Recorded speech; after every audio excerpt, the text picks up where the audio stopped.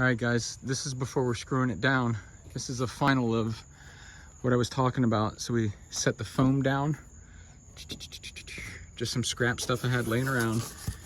There is the purple foam. Learn from my mistakes. If you put glue on, it does that to it. So be careful with contact cement. I really am just sandwiching this on here. And it takes out some of the noisy gappage. But I'm just using that. I'm not filling it in. So I don't want water to get to there.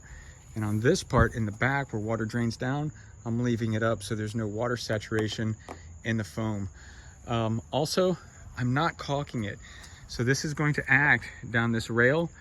So if water ever does get up in here, don't put caulk in here. Just let the water run out.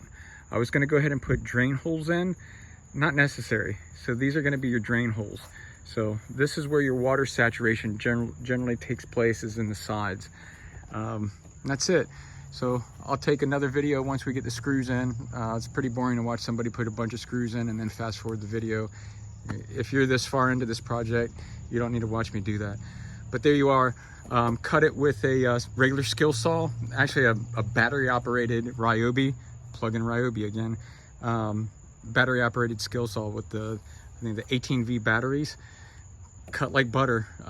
Took again a Ryobi grinder and just came around.